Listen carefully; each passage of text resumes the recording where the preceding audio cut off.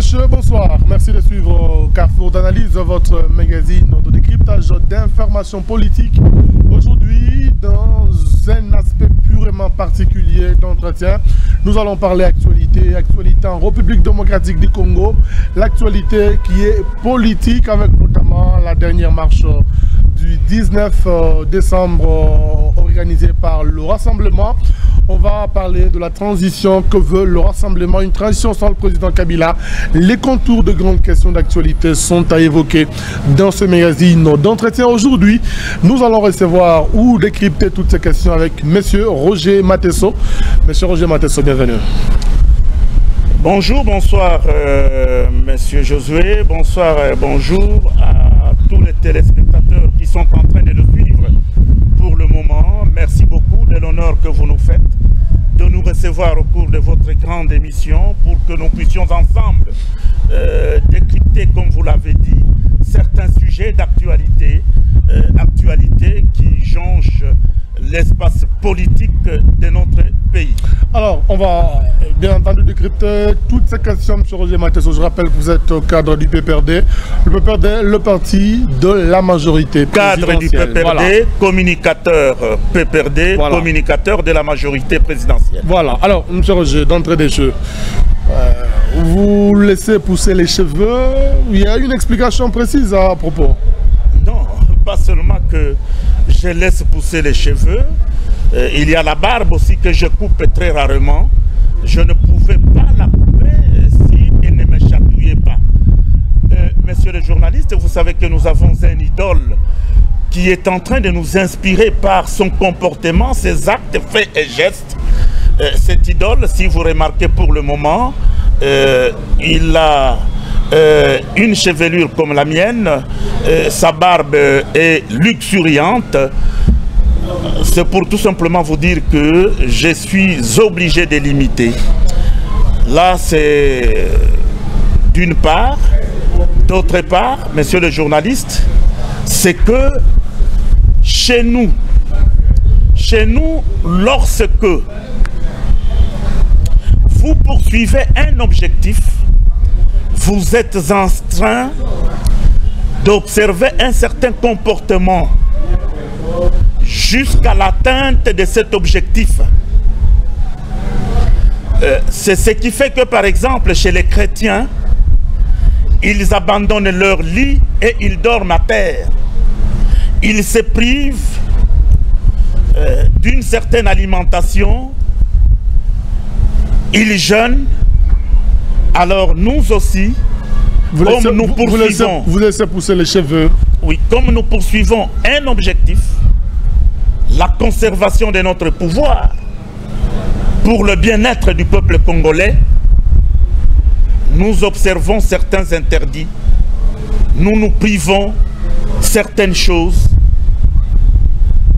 et ce qui est apparent, c'est les cheveux, c'est la barbe que vous voyez. Voilà. Mais au-delà de ça, il y a beaucoup d'autres choses que nous nous privons pour que ce pays, nous puissions le placer à l'horizon 2030, à l'orbite des pays émergents. On va en parler. Alors, M. Roger Matesso, on va tout de suite débuter ce magazine d'entretien. La première question, on va l'évoquer en passant. C'est notamment la question qui concerne l'inauguration du bureau administratif de la GECAMIN. Le chef de l'État lui-même est descendu sur place. Vous pensez qu'il y avait opportunité que le chef de l'État lui-même vienne inaugurer ce bâtiment? Vous savez que le chef de l'État, c'est lui l'initiateur de la révolution de la modernité. À ce titre, il doit être omniprésent partout là où cette révolution l'appelle. Le building GECAMIN vient de revêtir d'une nouvelle robe, une robe de la modernité.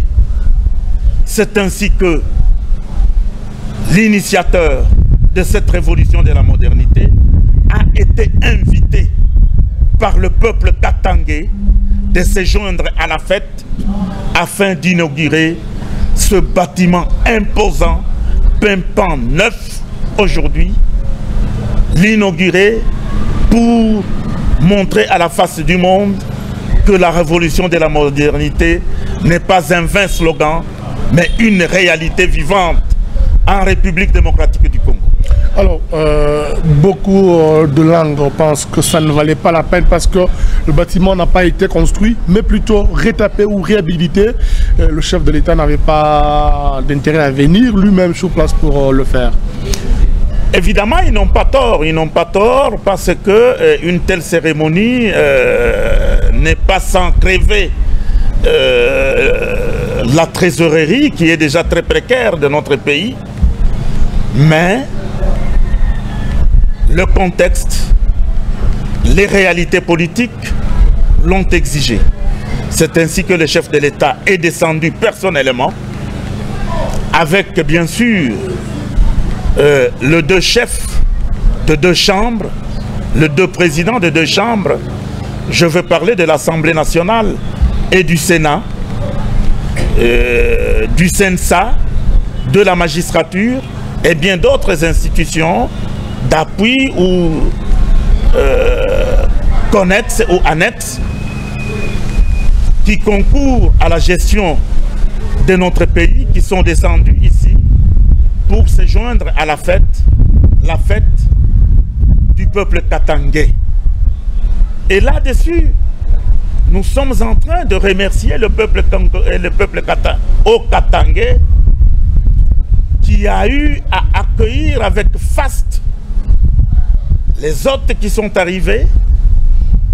Comme vous l'avez suivi, c'était une mobilisation tout azimut, une mobilisation jamais connue. Le chef de l'État... Qui avait finalement quelle finalité, M. Matesso? Oui, la fête. La fête d'un bâtiment rétapé. D'une réalisation. D'un bâtiment rétapé, parce que c'est un bâtiment qui date de la période coloniale. La fête d'une réalisation qui cadre avec la révolution de la modernité. Tout simplement ça. Voilà. Écoutez, les méchantes langues vont plus loin jusqu'à dire qu'il fallait peut-être affecter cet argent au renouvellement au paiement, au renouvellement de l'outil de production qui est vétuste, comme vous le dites.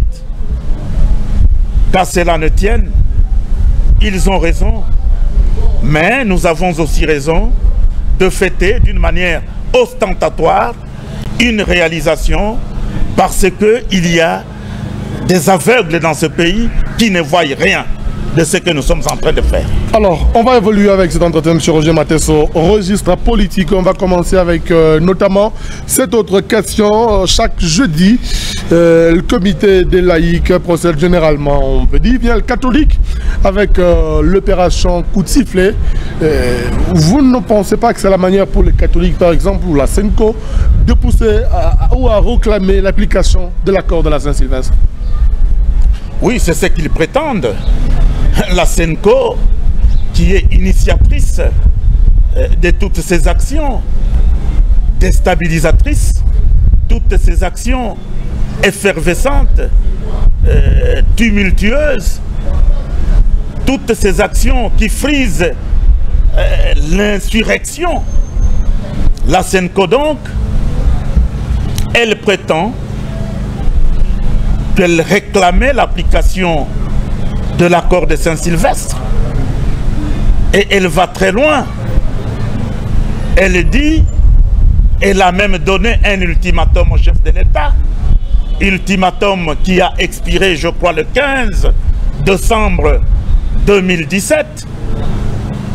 Ultimatum selon lequel le chef de l'État devait se prononcer qu'il ne sera pas candidat.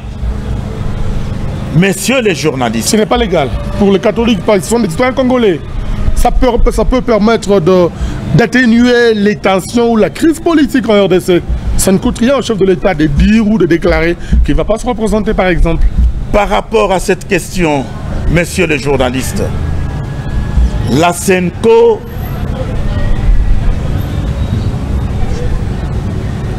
constituée des personnes, des humains comme vous et moi, des Congolais, a droit, c'est-à-dire ces Congolais de la SENCO ou les laïcs, ils ont droit de donner leur point de vue. Mais cependant, leur point de vue n'est pas pertinent. En quoi il n'est pas pertinent? Il n'est pas pertinent qui ont dirigé le dernier dialogue finalement qui a abouti à cet accord de la Saint-Sylvestre. Il n'est pas pertinent parce que en ce qui concerne par exemple l'avenir politique du chef de l'État, celui-ci a eu à fixer l'opinion plus d'une fois que d'abord il y aura passage civilisé du flambeau dans notre pays, c'est-à-dire entre un président entrant et un président sortant qui est Joseph Kabila. En d'autres occasions, il a dit qu'il se résoudrait de respecter scrupuleusement la Constitution du 1er au 224e, 25e article de notre Constitution. Alors, c'est tout à fait clair qu'au regard de ces déclarations du chef de l'État, que les gens puissent se tranquilliser. Mais lorsqu'ils disent que c'est pour l'application... Se tranquilliser, vous ne pensez pas que, par exemple, vous allez continuer, M. Roger, oui. L'opposition, par exemple, qui constate plusieurs reports, 2016, il n'y a pas eu élection, 2017, pas d'élection, élection renvoyée en 2018 avec tant de contraintes, vous pensez qu'il y a de garanties qu'il y aura élection selon les dates qui sont fixées, parce que les contraintes également risquent de poser encore problème. Je vais en parler. Je vais en parler, puisque, messieurs les journalistes, vous ne pouvez pas vous fixer des objectifs sans y relever des contraintes. Ce sont les contraintes qui vous permettent d'atteindre les objectifs que vous vous fixez. Il n'y a pas de pari sans contrainte, messieurs les journalistes. Lorsque vous me parlez de report des élections, ce ne sont pas des reports unilatéraux. Ce sont des reports objectifs, des reports conséquents aux réalités observées. Ils étaient tous le 31 décembre 2016 avec la SENCO. Ils se sont convenus que les élections vont se tenir cette année 2017. Au plus tard en décembre 2017. Mais il s'est fait malheureusement que les réalités ne permettent pas la tenue de ces élections. Est-ce que ces réalités sont des réalités qui existent ou montées de toutes pièces? Parce que le rassemblement, par exemple, permettez-moi de prendre cet exemple, le rassemblement pense que tout ce que vous faites, c'est pour maintenir le chef de l'État au pouvoir. Ce sont des stratagèmes qui sont montés au niveau de la majorité présidentielle. Tout ce que nous faisons quoi? Puisque juste après l'accord de la Saint-Sylvestre, le 31 décembre 2016, cet accord a été immédiatement suivi par la nomination d'un opposant, qui est Sami Badibanga. Aujourd'hui, celui-ci est relayé par l'actuel Bruno Tshibala. Messieurs les journalistes, ce sont des gens qui viennent de l'opposition. Mais si vous parlez d'eux, on va peut-être vous dire que ces deux-là, s'il vous plaît, vous allez achever votre idée. Le rassemblement en Félix va vous dire que vous les avez débauchés, par exemple. C'est ce qui s'est dit, M. Mateso. Messieurs les journalistes, chaque fois quand il s'agit de nommer une personnalité provenant de l'opposition, on parle de débauchage. Et si à l'opposition, si l'opposition doit être un étang des personnes susceptibles d'être débauchées, alors il n'y a pas d'opposition au Congo. Et c'est ce que j'ai toujours soutenu, qu'il n'y a pas d'opposant au Congo. La seule opposition qui est en face de nous, c'est la misère du peuple. Ça veut dire quoi? C'est la misère du peuple, Parce que les autres ne représentent rien par rapport ils ne représentent rien. Sont en train de mener. Ce sont tout simplement, comme vous venez de le constater d'ailleurs, puisque c'est vous qui venez de soulever cela, ce sont des quémandeurs d'emploi. Ils viennent chez vous demander de l'emploi. Ils font de bruit pour que le man maker, qui est Joseph Kabila, puisse les fabriquer. Puisque Joseph Kabila aujourd'hui... En lieu et place du respect de règles des jeux, de règles constitutionnelles. Quelle règle constitutionnelle? À la tenue des élections, le temps est en train de passer. Finalement, la majorité a tendance à... Mais c'est ce que je suis en train de vous dire. Ce que je suis en train de vous dire, c'est quoi? Aujourd'hui, le gouvernement n'est plus dirigé par la majorité. C'est dirigé par un premier ministre issu de l'opposition. S'il a des solutions face aux problèmes, si... comme ils le prétendaient hier quand ils étaient dans l'opposition, qu'ils avaient des bâtons magiques grâce auxquels ils pouvaient nous amener aux élections. C'est le moment de le prouver devant le peuple. Puisque cette année 2017, ce n'est pas nous de la majorité qui dirigeons le gouvernement. Ce sont nos amis issus de l'opposition. Le portefeuille clé, c'est la majorité, monsieur S'il vous plaît. Ce sont nos amis qui proviennent de l'opposition, qui croyaient hier que les choses étaient aussi faciles, parce que, dit-on, la bouche parle, mais la main manie la rame. Cette réalité, ils sont en train de l'expérimenter. Parce que, hier, ils croyaient que, dès qu'on est au gouvernement, les choses vont comme sur des roulettes, il n'y a rien et tout ça, mais aujourd'hui, ils sont face aux réalités de gestion. Puisque, messieurs les journalistes, il faut qu'on se le dise, nos amis qui proviennent de l'opposition, pour la plupart, ce sont des gens qui quittaient leur maison le matin, ils se retrouvent à la résidence de quelqu'un, plus particulièrement à la 12e rue Limité. Ils lisent les journaux, ils font des commentaires, ils partagent des informations, ils se transportent pour telle ambassade, pour tel autre, pour tel média, ainsi de suite, sans expérience de gestion. Et c'est ça la conséquence aujourd'hui. Sans expérience de gestion. Doucement. Ils sont là au manque gouvernement. d'expérience aujourd'hui, à quelle conséquence selon vous? La conséquence, c'est celle-là. Qu'ils nous amènent aux élections. Décembre, fin décembre, c'est dans quelques jours, qui nous amènent aux élections, puisque ce sont eux qui sont aux affaires aujourd'hui. Ce sont eux qui dirigent le gouvernement aujourd'hui. Vous ne les avez pas mis dans des situations telles que messieurs les journalistes, ne cherchons pas de prétexte, ne cherchons pas de poux dans la tête d'un chauve. La réalité est que lorsqu'on est à l'opposition, on a une autre vision. Lorsqu'on est confronté aux réalités de la gestion, en accédant dans des postes de gestion, il y a d'autres réalités qu'on découvre. Tout simplement ça. Donc, entre le dehors et le dedans, il y a deux réalités différentes. Il y a deux vérités différentes. Et c'est ça qui fait qu'aujourd'hui, il y a un report. La CENI parle de 23 décembre 2018.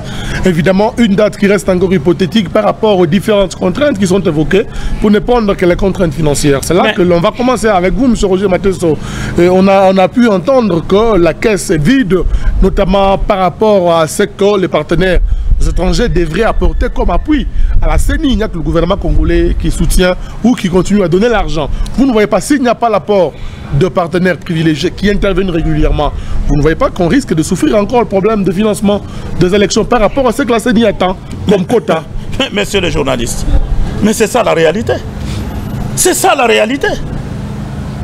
La CENI, en publiant le calendrier, a tenu compte de certaines promesses mirobolantes, promesses provenant de nos partenaires, a tenu compte des engagements du gouvernement. Le gouvernement va disponibiliser sa part. Plus de 600 millions, ai-je entendu le ministre de la Communication dire. Et si par malheur, nos partenaires qui s'est targué, qui s'est tapé la poitrine, qu'ils vont nous apporter l'assistance nécessaire pour l'organisation des élections transparentes, crédibles et apaisées, ne le font pas. Nous allons, vous et moi et la CENI, constater les conséquences. Et report, ça veut dire un nouveau rapport. Un nouveau rapport. S'il y a un nouveau rapport... Moi, je ne parle pas de rapport. Soyons clairs envers le peuple. Je ne suis pas... Soyez clairs envers le peuple. Je ne suis pas pessimiste. Je ne peux pas prêter des intentions malveillantes à nos partenaires. J'ai la foi que même en dernière minute, ils vont disponibiliser les fonds nécessaires, comme promis par eux-mêmes, d'une manière indépendante, qu'ils vont libérer ces fonds promis qui vont nous permettre à organiser des élections. Alors si par malheur, ils ne parviennent pas à libérer, parce que, écoutez, messieurs les journalistes, c'est là où le peuple congolais doit ouvrir l'œil et les bons. Puisqu'il y a des gens qui crient haut et fort, communauté internationale, communauté internationale. Cette communauté internationale, qui vous a dit qu'elle était philanthropique? Qui vous a dit qu'elle était philanthropique? C'est une communauté de capitalistes qui vise l'intérêt, qui vise le profit. Qu'est-ce que ça veut faire dans le financement des élections RDC? Oui, c'est pour tout simplement dire que ces gens-là, de la communauté internationale que nous vantons beaucoup, ne sont pas des œuvres caritatives, ne sont pas des œuvres caritatives ou des œuvres philanthropiques qui ont l'argent à jeter comme ça. Entre leurs promesses et leurs réalisations, il y a un pas. Il y a toujours un écart. Alors, et c'est ce que le peuple congolais risque de constater. Puisque les gens croient que cette communauté de puissance prédatrice a le cœur pour que les Congolais puissent retrouver le bonheur. Ils ont eux le cœur plus que Kabila qui est en train de souffrir pour ce pays. Roger, si la communauté internationale n'intervient pas avec un financement, vous ne pensez pas que la RDC à elle seule peut financer ces élections dans le délai? Messieurs les journalistes, la RDC à elle seule, je ne peux pas mentir. Les téléspectateurs qui sont en train de nous suivre, le budget est déjà voté, le fonds alloué à l'organisation des élections l'année prochaine est déjà affecté, et ce fonds n'est pas suffisant pour permettre l'organisation des bonnes élections. Pourtant, je dis bien de bonnes élections. Pourtant, vous déclarez la souveraineté que vous déclarez. Et en même temps, toujours avec une idée extravertie tournée vers l'extérieur, que la communauté internationale intervienne. Où est finalement la souveraineté que vous réclamez? La souveraineté n'est pas à confondre avec les relations de partenariat. Les relations bilatérales entre deux pays, entre un pays et plusieurs autres. L'organisation des élections, elle est d'abord exclusive à une nation avant que les autres n'interviennent. Écoutez, il n'y a aucune nation qui se suffit à elle seule. Même les États-Unis d'Amérique ne se suffisent pas à eux seuls. Il y a toujours des apports de leurs partenaires. Et aujourd'hui, dois-je vous dire que l'Amérique a pour béquille la Chine. Donc, si dois-je vous dire que tous ces pays occidentaux ont pour béquille le Congo de mes ancêtres? Comment ça? Allez-y. Par le pillage de nos richesses. Comment ce pillage est orchestré? De quelle manière? De quelle manière? C'est ce qu'ils sont en train... Vous voulez évoquer le cas, M. Roger, c'est ce qu'ils sont... Vous voulez parler du cas de Dan Gettler qui est aujourd'hui frappé par le Trésor américain. Je ne fais même pas allusion à lui. C'est ce qu'il cherche pour le moment, puisque Kabila constitue l'obstacle pour ce pillage tel qu'il voulait le faire. Et voilà tout le malheur de Kabila aujourd'hui. Alors, voilà pourquoi Kabila est la cible de tous ces prédateurs aujourd'hui. Alors, il n'y a pas que les contraintes financières, il y a d'autres contraintes légales, les contraintes sécuritaires. On peut tout de suite dire que le terrain est balisé pour la CENI d'aller toutefois vers les élections si jamais les contraintes financières vont devoir être résolues. Oui, nous on nous a présenté des contraintes par la CENI. Par exemple, il était question de la loi électorale. On va parler de la loi électorale tout à l'heure. Voilà. Il était question, par exemple, de la loi électorale. Celle-ci vient d'être votée à la dernière session du Parlement. Elle vient d'être votée, n'en déplaise aux opposants. On va l'analyser de fond en comble tout à l'heure, M. Roger. Avant d'arriver à la loi électorale, je voudrais qu'on parle de la dernière marche du 19 décembre 2017. Marche qualifiée de sommation par le rassemblement. Quelle a été votre lecture par rapport à ce qui s'est passé sur le terrain? Lui-même, Félix Antoine Tshilombo. Félix Tshisekedi. Félix Antoine Tshilombo. Félix Antoine Tshisekedi. Je mets un point, c'est ça son nom. Son père, paix à son âme, Étienne Tshisekedi, président de l'UDPS, avec tout le respect là où il est, ne lui a pas ajouté ce nom. Revenons. Pourquoi moi je dois ajouter le nom de Tshisekedi au 19 décembre. À Félix Tshilombo? Revenons au 19 décembre, M. Roger Matheson. Quand vous allez à tous les services de migration, il s'appelle Félix Antoine Tshilombo. Point. Pourquoi moi je dois ajouter Tshisekedi? Revenons. Ça c'est par abus de langage. Revenons au 19 décembre. Au 19 décembre. Félix Antoine Tshilombo reconnaît lui-même sur RFI que c'est un échec. Martin Fayoulou. Un échec qui l'a motivé, M. Roger. Ne vous arrêtez pas là. Il a motivé l'échec. Moi je dis, il a reconnu un échec. Martin Fayoulou, justifiant l'échec, il parle de la non-sensibilisation.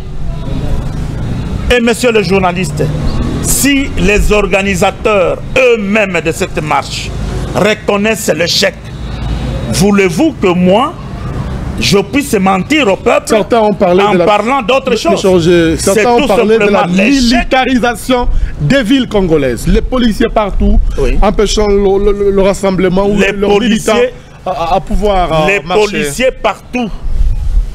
Les policiers partout. Allez-y. Vous savez, monsieur le journaliste, les gens ne savent pas mesurer la portée exacte de leurs propos. Lorsque vous clamez haut et fort que nous voulons une transition sans Kabila, c'est-à-dire vous déchirez la Constitution, vous déchirez tous les accords et vous voulez instituer un état de jungle, un état où la loi du plus fort va primer. Alors là, Kabila a deux comportements à adopter. Le premier comportement, le plus pessimiste, l'hypothèse à écarter, c'est le comportement de se rallier. Il s'est dit, non, de se rallier, il dit, comme on a déchiré la Constitution, on a déchiré tous les accords, on veut que ça soit un état de jungle, alors j'y vais. Mais fort de ses prérogatives constitutionnelles, fort de ses prérogatives qui lui obligent d'être garant de la nation, symbole de l'unité, il s'est dit, non, je ne peux pas suivre cette voie. Je dois sécuriser en tant que commandant suprême des forces armées en bloquant les et de la police. En bloquant les autres démarches, M. Roger Matheson. Il s'est dit, je dois protéger les personnes et leurs biens. Parce que chaque marche prétendument pacifique de l'opposition débouche toujours sur des actes de vandalisme. Voulez-vous que Kabila abandonne le peuple à la merci des brigands. Alors, qui veulent le détruire. Dites-nous en un mot, la marche a-t-elle été des sommations ou exactement un échec ou une réussite selon vous? Par rapport au bilan, vous pouvez... Mais je viens de vous dire que les organisateurs eux-mêmes ont reconnu l'échec. Voulez-vous que moi, justifié par la pluie, d'autres aspects, notamment la militarisation de la RDC, plutôt de différentes villes du pays? Monsieur le journaliste, moi j'étais à l'UDPS, moi. C'est connu, le peuple connaît. J'étais à l'UDPS vers les années 90. Comme beaucoup d'autres kabylistes aujourd'hui, nous étions à l'UDPS quand elle nous nourrissait l'espoir du changement face à la dictature. Lorsque nous organisions des manifestations, on ne tenait pas compte des intempéries. Moi, je sensibilisais les gens la nuit à 23 h avec mégaphone sous la pluie. Mais qu'est-ce qu'une parenthèse? À l'époque, donc la pluie n'est pas un prétexte. Vous avez fui pourquoi? Un militaire au front. Un militaire au front. Un militaire au front ne peut pas justifier sa défaite à cause d'une quelconque intempérie. D'ailleurs, la pluie allait être favorable aux marcheurs parce que peut-être les services allaient se dire que comme il y a la pluie, ils ne vont pas marcher. Et eux devaient profiter pour surprendre les services. Voilà. Alors, faute de le faire, messieurs les journalistes, il n'y a pas de prétexte. Les militaires, moi qui suis ici, je porte des stigmates de la DSP de Mobutu. Quand vous étiez à l'UDPS? Je porte les stigmates. Je m'affrontais. C'est ça que vous avez fui. Je m'affrontais à la DSP. Si eux, aujourd'hui, ils prétendent qu'il y a la pluie et qu'il y a les militaires, c'est-à-dire tout simplement que le peuple ne les suit plus.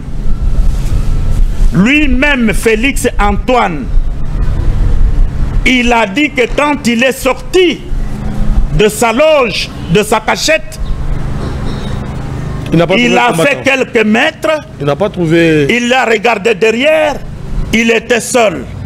Un général sans troupe. Alors, monsieur Roger... Il a vite rebroussé chemin. Et c'est tout. C'est-à-dire tout simplement que le peuple ne croit plus à l'opposition. Je vous ai dit que le peuple a suffisamment de preuves de l'opposition congolaise. Le peuple croit finalement en qui? Si vous dites que le peuple ne croit pas à l'opposition, l'opposition dit que le peuple ne croit plus au pouvoir. Finalement, le peuple croit en qui finalement? Ce sont les faits qui le démontrent. Le peuple ne croit plus aux opposants congolais parce que le peuple a suffisamment de preuves que ce sont des commandeurs d'emploi.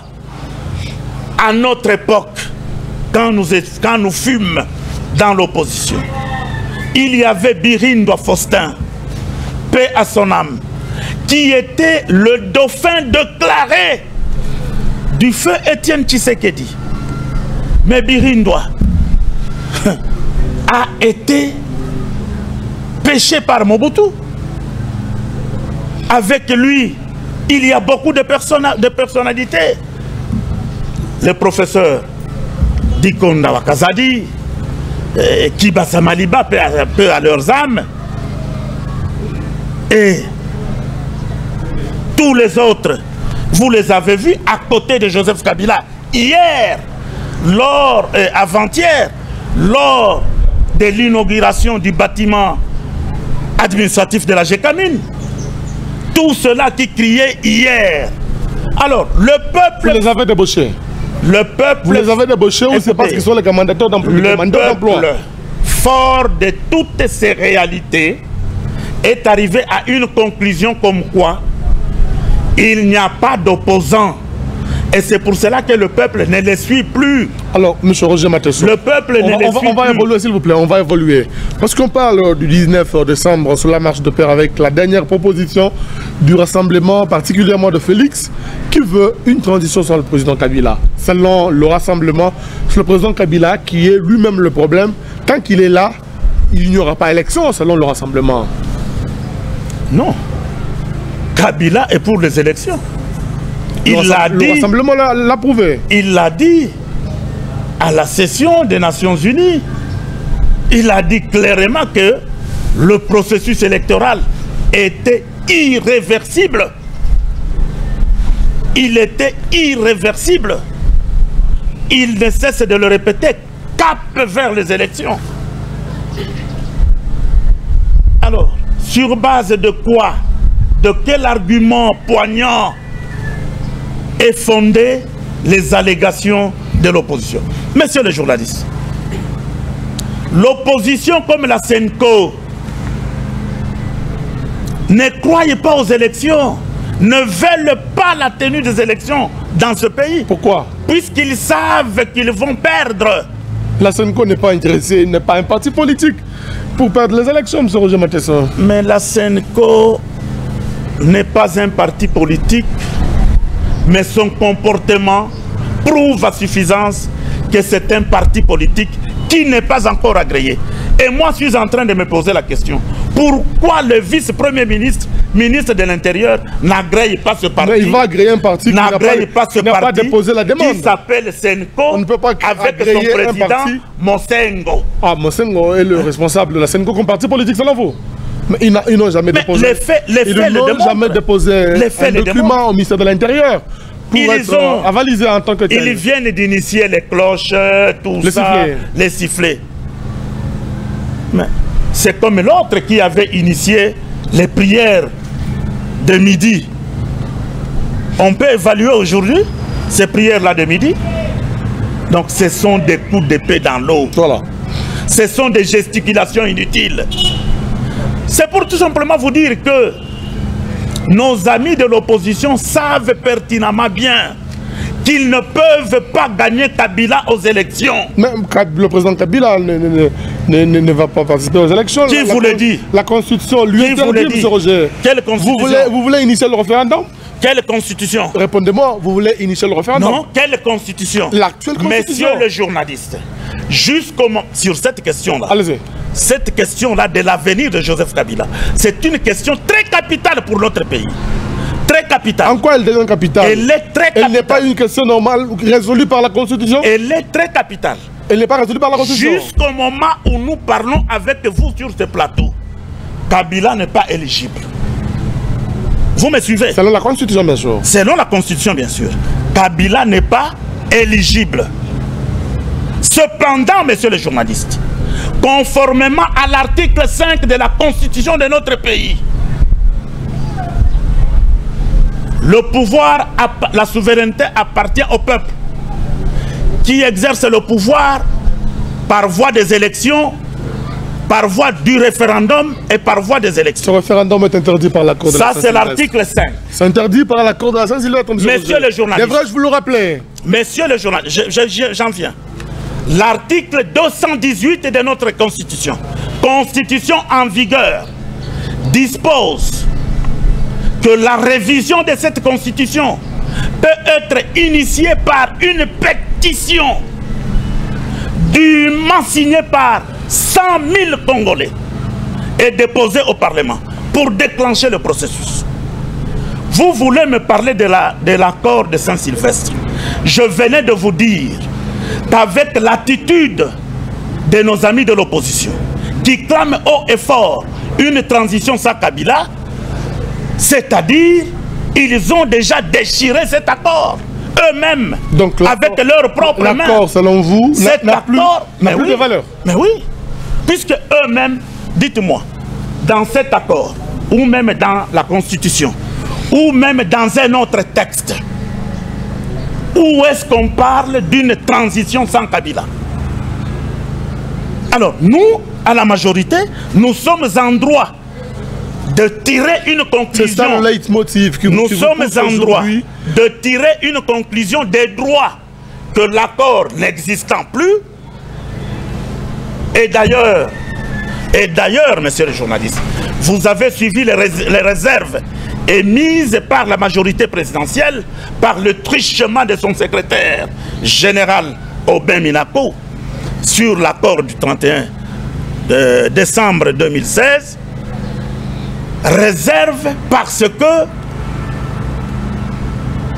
un des principes de droit nous dit que un accord librement consenti entre deux parties n'est valable, donc n'est pas valable aussi longtemps qu'il énerve une disposition légale ou constitutionnelle.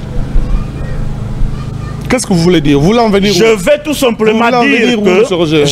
simplement dire que dans cet accord, la disposition qui suspendait l'article 5 de la Constitution était nulle et de nul effet. Et donc, vous avez la possibilité d'organiser le référendum. C'est là que vous voulez en venir. Pour quelle finalité? Référendum aujourd'hui. Est-ce qu'il y a opportunité? Écoutez, messieurs les journalistes, Joseph Kabila, je suis en train de parler ici. S'il m'écoute, qu'il m'écoute. Il va subir la dictature populaire. Votre propre dictature ou la dictature populaire? La dictature populaire. De quelle manière? C'est-à-dire du peuple congolais. Le peuple congolais est obsédé par sa gestion, par les réalisations. Joseph Kabila vient de nous mettre sur le rail de la modernité. Le peuple congolais, dans sa majorité, le peuple congolais voudrait que Joseph Kabila puisse continuer à gérer ce pays. Et le moment venu, le peuple va prendre ses responsabilités, quelle que soit sa volonté de Kabila. Nous allons lui imposer notre schéma. Verrouiller l'intangibilité de ces dispositions-là ne vous dit rien? La Constitution, c'est notre émanation à nous. Nous sommes libres de la changer. Et nous la changerons. Il n'est pas dit que lorsque Roger Mathias, je prends une option, demain ou après-demain, compte tenu de certaines réalités, je ne peux pas changer d'option. On va évoluer. Je ne peux pas changer d'option. M. Roger, on va parler de la loi électorale. Il n'y a que le mort qui ne change pas. S'il vous plaît, on évolue. Mais nous changerons notre constitution. Parce que Joseph Kabila, au regard de toutes les réalisations, c'est un monsieur qui doit continuer à diriger ce pays. Selon vous? Et nous allons nous y prendre pour qu'il puisse diriger ce pays. C'est votre opinion. On parle de la loi électorale, M. Roger, avec ses corollaires. D'abord, la question qui se pose, c'est d'abord la question de seuil. On est parti du seuil de 3% à 1%. La conséquence, vous ne vous pensez pas que ce seuil, tel qu'adopté au niveau de l'Assemblée nationale, avec certains amendements, vous ne pensez pas que ça va faire disparaître beaucoup de partis politiques? Non, c'est très simple. Est-ce que le peuple a besoin d'1 million de partis politiques? Est-ce que le peuple a besoin que chacun ait son parti politique? Non. Nous devons assainir, aérer l'espace politique par l'adoption du principe du seuil. Voilà.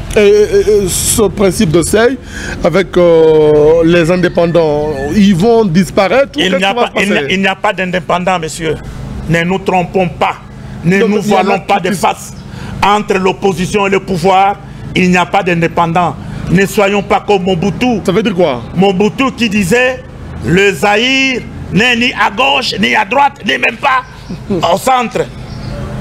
Allez, quel dupéry. Que dire de la caution? Quel dupéry. Que dire de la caution, monsieur? Quel dupéry. Que dire de cette Même caution? la Senko de Mosengo.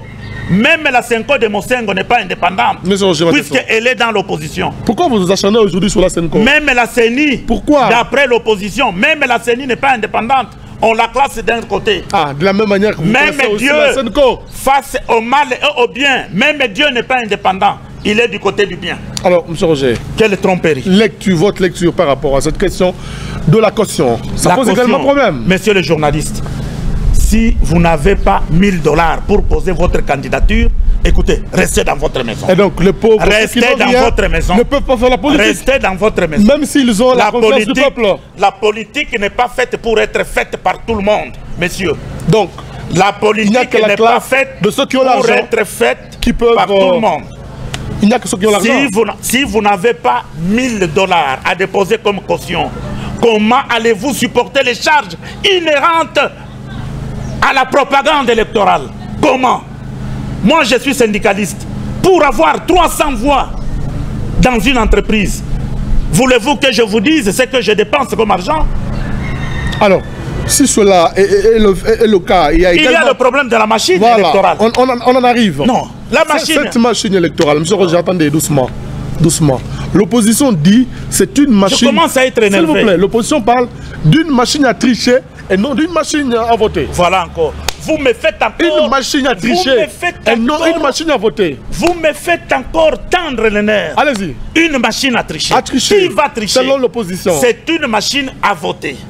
Une machine qui vous assiste dans le processus de vote. Premièrement, vous venez, vous appuyez, vous cliquez sur la photo de votre candidat favori. Vous cliquez sur la photo de votre candidat favori. Et la machine vous sort la carte, un bulletin avec la photo de votre candidat. Vous prenez ce bulletin, vous le déposez dans l'urne. L'avantage, c'est que on gagne d'abord de l'argent, on gagne en termes d'écoute, on gagne en termes de temps, puisque les résultats seront connus le plus facilement possible, parce que lorsque les urnes doivent quitter dans mon territoire de Kabambare pour arriver à la province à Kindu, il y a beaucoup de choses entre-temps qui peuvent se passer en termes de bourrage. En termes de bourrage des seulement au système manuel. Je termine. Entrez au système manuel. Je termine. Allez-y. Système manuel avec 700 ou 1000 partis politiques. À Lubumbashi, nous avons 11 sièges à pourvoir. C'est-à-dire, nous aurons 11 000 candidats. Je pense que ce ne sera plus 11. S'il vous plaît. Avec l'évolution de la population, les votants et consorts. Prenons un minimum de 15. Voilà. Donc, nous aurons 15 000 candidats. Si chaque page du bulletin de vote doit contenir 30 candidats, moralité, c'est que nous aurons une brochure qui s'appelle bulletin d'adhésion, une brochure de 500 pages, non 50 pages, je crois, rapidement là les calculs, une brochure par exemple de 50 pages. Croyez-vous que c'est facile de chercher votre candidat sur les 50 pages? Ça va prendre combien de temps? Et même les élections vont se faire en combien de jours? Nous risquons de prendre une semaine. Voilà, Roger, et dans une semaine, beaucoup de choses peuvent se passer. Nous n'avons plus assez de temps. Nous allons refermer ce magazine. Écoutez, après tout, hein, nous sommes de la révolution de la modernité. Si vous êtes encore avec vos méthodes archaïques, de manuel, tout ça, nous sommes vers l'électronique. Votre machine à voter. Nous sommes vers l'électronique. La taxe d'une machine à tricher. On va refermer le magazine par une question d'actualité. Monsieur Roger, je voudrais que vous puissiez donner votre point de vue. Le président du CDSA, du moins, Savoubou Joseph Odengankoy, était également à Lubumbashi dans la délégation qui est venue à l'inauguration du bâtiment administratif de la GECAMINE. Il a eu le temps de rencontrer Antoine Gabriel Kyungu Akumonza. Oui, Antoine Gabriel Kyungu. Une polémique à propos. Déjà alimentaire au sein de l'opposition. Antoine Gabriel Kyungu Akumonza, comme vous le constatez, il est en train de venir. Et comme tout enfant... Venir où? Et comme tout enfant... moi, je conseillerais au chef de l'État de l'accueillir dans la famille. Voilà. C'est un enfant prodigue. Nous avons tout le temps de l'accueillir, peut-être de festoyer pour son retour. Après tout, on ne peut pas le jeter. Il a brûlé la maison, qu'on le prenne, qu'on le jette au feu, non? Alors, Antoine, à partir de sa déclaration faite, je crois, il y a une semaine, où il appuyait le calendrier électoral et qu'il ne trouvait pas nécessaire qu'il y ait organisation des manifestations pour faire verser le sang inutilement des Congolais. Donc, je suis en train de le voir venir. Et si j'étais le conseiller du chef de l'État, j'allais dire au chef de l'État, ouvrez-lui la porte, c'est un enfant prodigue, papa. Nous l'accueillons dans la famille. Et s'il y a lieu, on organise un festin. On table champagne. Monsieur Roger, on est à la fin. Hein, Papa Gabriel. Papa Gabriel. Monsieur Roger, en termes de conclusion, quelle est la question que vous voudriez bien que je vous pose, mais que je n'ai pas posée? Et à l'occasion, je vous demande également de faire votre conclusion parce qu'on est à la fin. Merci beaucoup, monsieur le journaliste, de l'opportunité que vous m'avez donnée de parler d'une manière claire au peuple congolais qui est en train de me suivre. J'ai parlé de beaucoup de choses, mais la plus importante, c'est que l'avenir de Joseph Kabila ne dépend pas de lui-même, dépend de Dieu et du peuple congolais que nous sommes. Vox Populi, Vox Dei. Voilà, madame et messieurs, ce magazine d'entretien sera ferme. Vous avez suivi le décryptage de toutes les grandes questions d'actualité qui concernent la RDC. Aujourd'hui, nous avons eu le temps d'échanger avec un seul invité, monsieur Roger Matesso, à qui nous disons merci d'avoir accepté notre invitation. Merci beaucoup, monsieur le journaliste. Voilà.